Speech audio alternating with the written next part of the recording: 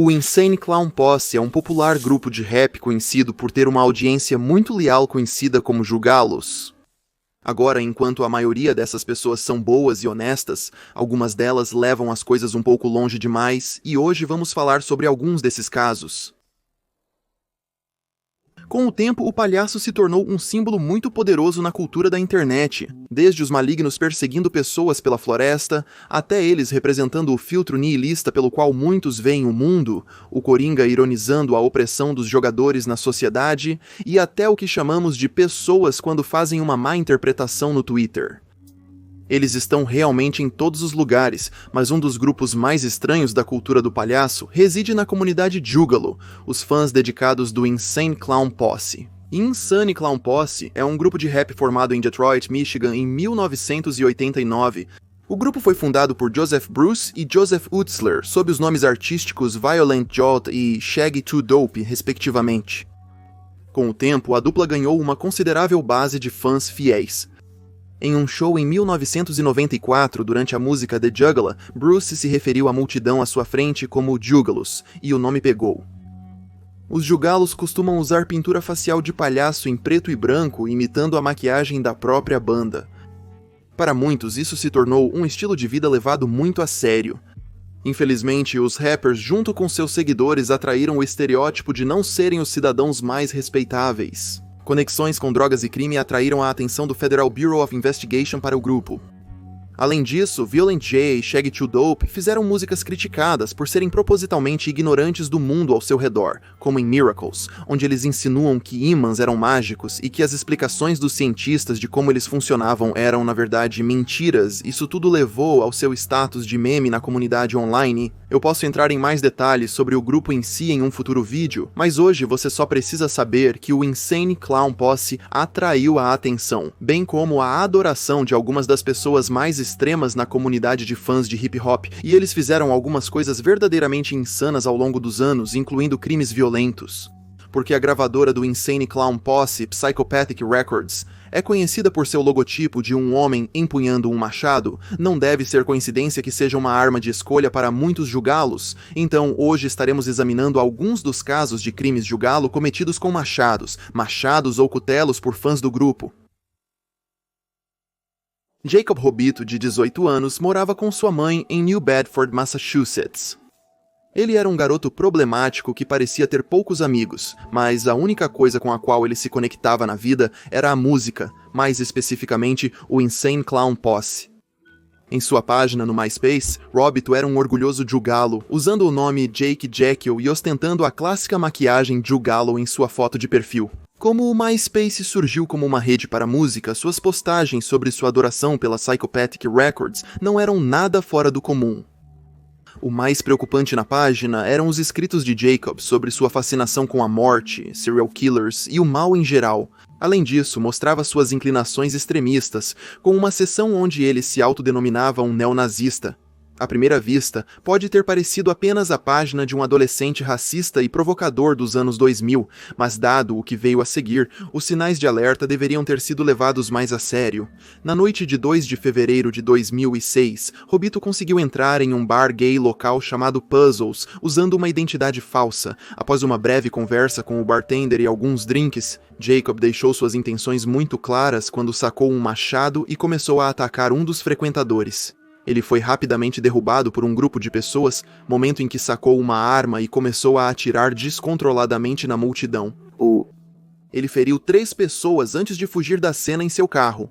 Após o ataque no Puzzles, a polícia foi à casa da mãe de Jacob para investigar. Segundo ela, ele havia retornado para casa 1 hora após o ataque e estava sangrando pela cabeça, mas rapidamente saiu e não foi visto desde então. No quarto de Jacob, as autoridades encontraram um grande número de armas, incluindo facas, uma espingarda e uma katana. O que era mais estranho é que parecia que Jacob tinha um caixão improvisado, reafirmando relatos de sua fascinação pela morte. Eles também encontraram uma carta, cujo conteúdo parecia ser uma espécie de manifesto ou nota de suicídio, repleta de sentimentos antissemitas. Enquanto fugia pelo país com a polícia em seu encalço, Jacob parou em West Virginia para pegar uma mulher chamada Jennifer Bailey, com quem ele havia morado por algum tempo em 2004. Não se sabe por que ele fez isso. Mesmo após vasculhar antigos e-mails entre os dois, as autoridades não tinham certeza se ela foi sequestrada ou se juntou a Jacob voluntariamente. Robita e Bailey continuaram a dirigir pelo país, isto é, até serem parados por Jim Sell em Arkansas, um policial que reconheceu o alerta oficial do Federal Bureau of Investigation para o carro. Desesperado para não ser preso, Jacob atirou e matou Sell antes de acelerar e fugir. Durante a fuga pela rodovia, a polícia usou armadilhas de espinhos que, apesar de não terem parado o suspeito completamente, estouraram os 2 pneus dianteiros do veículo. Robita perdeu o controle do carro e bateu. Quando Jacó foi encurralado, ele começou a trocar tiros com a polícia. Não havia para onde correr, exceto para a morte. Foi quando Jacob atirou na cabeça de Bailey e depois em si mesmo, matando ambos no local. Após o ocorrido, muitos tentavam entender as ações deste jovem problemático. O que levaria alguém com toda a vida pela frente a ser consumido por tanta escuridão a ponto de cometer crimes tão hediondos? Alguns foram rápidos em culpar a mídia que Jacob consumia por suas ações violentas. Talvez o maior nome entre eles fosse Jack Thompson, que culpou jogos como Postal e Grand Theft Auto pela fúria do jovem. Alguns atribuíram rapidamente as ações de Jacob ao fato dele ser um jugalo, mas o Insane Clown Posse logo condenou seu comportamento dizendo: "Hoje quero falar sobre o incidente ocorrido em New Bedford, Massachusetts." Esse cara tinha problemas. Qualquer um que entrasse em um bar balançando um machado e atirando teria que perceber que seria pego ou seria morto, e que essa seria a última ação que tomariam pelo resto de suas vidas, e claramente teriam que estar loucos e fora de si para fazer isso, na minha opinião. O perpetrador deste crime cometeu esses atos não porque ele era um jugalo, mas porque ele era um neonazista. Ele aderiu a uma ideologia de racismo e intolerância, e estava claramente, na minha opinião, fora de si. Em uma manhã quente de verão de 2008, um adolescente dormia em seu quarto em uma cidadezinha de Utah, até 2 jovens de 21 anos julgá-los invadirem sua residência sem convite. Um dos invasores estava chateado com o adolescente por ele ter trocado mensagens com uma garota com quem se envolveu. Além disso, o homem acreditava que havia contraído uma doença sexualmente transmissível da garota, o que ele concluiu que ela havia pegado do garoto. Como retaliação pelos supostos delitos, os 2 homens emboscaram o menor enquanto ele dormia. Foi quando eles começaram a esfaquear o garoto repetidamente com uma faca. Como se isso não fosse ruim o suficiente, após o ataque inicial, os homens sacaram uma arma secreta que também haviam trazido consigo, um machado de batalha medieval de 4 lados. Enquanto o adolescente jazia debilitado em seu quarto, um dos homens levantou a pesada arma e a desferiu na parte de trás do pescoço do garoto. Depois disso, os agressores fugiram rapidamente do local, mas a polícia notou algo que eles deixaram para trás durante a investigação, uma peça de joalheria associada ao Insane Clown Posse, o que rapidamente levou-os a pensar que os agressores eram jugalos. Não muito tempo depois, a polícia rastreou um carro que as testemunhas haviam visto fugindo da casa do menino após o crime. O carro estava adornado com adesivos do jugalo e do Insane Clown Posse, então não foi difícil conectar os pontos. O motorista rapidamente confessou o crime e a dupla foi então presa. Felizmente, mesmo tendo sido um ataque extremamente violento, a vítima não foi morta, mas ficou com ferimentos graves que exigiram um total de 300 pontos. Sean Fremory era um garoto de 19 anos aparentemente comum vivendo em Price Township, Pensilvânia, embora talvez um pouco rebelde e excluído de seus colegas de classe, além de ser, claro, um fã do Insane Clown Posse. Embora fosse um cara normal e discreto por fora, ninguém poderia ter adivinhado o que Fremore iria fazer. A queda de Sean começou em um dia frio de janeiro, quando ele conheceu o um pouco mais velho Michael Gosher, um veterano militar de 21 anos. Eles conversaram um pouco, e então os dois voltaram para o carro de Goucher, onde as coisas se tornaram íntimas. Emocionado após o primeiro encontro, Sean concordou em se encontrar novamente, mas as coisas seriam muito piores na segunda vez.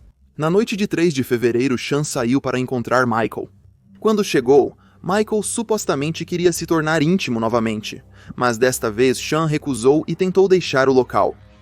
Quando Michael o seguiu, Sean sacou uma lâmina e o esfaqueou no pescoço e no abdômen.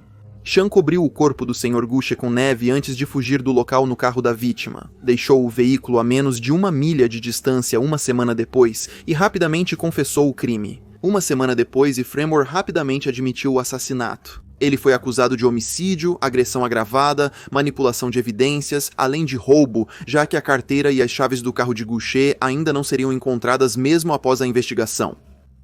Durante o interrogatório, Fremor disse friamente às autoridades que estava desempregado, além de ser viciado em drogas e álcool. Uma coisa que muitas pessoas acharam interessante depois do fato foi a impressionante semelhança entre o crime de Fremor e a música Meat Cleaver do Insane Clown Posse, que também inclui uma referência a jaquetas do exército que algumas pessoas associaram ao serviço militar de Gusher. Dado isso, bem como o fato de que um cutelo de carne era uma arma bizarra para se carregar por aí, os espectadores não puderam deixar de se perguntar se o jovem havia sido inspirado de alguma forma pela música. Nunca foi completamente explicado quais eram os motivos de Sean para assassinar um homem a sangue frio, e a verdade é que talvez nunca saibamos completamente. Eu só quero esclarecer que a maioria dos julgados são pessoas perfeitamente normais, mesmo que em uma base de fãs estranha. Enquanto alguns estão fazendo loucuras, a maioria está bem. Com essa nota, encerro o vídeo aqui. Até a próxima, obrigado por assistir.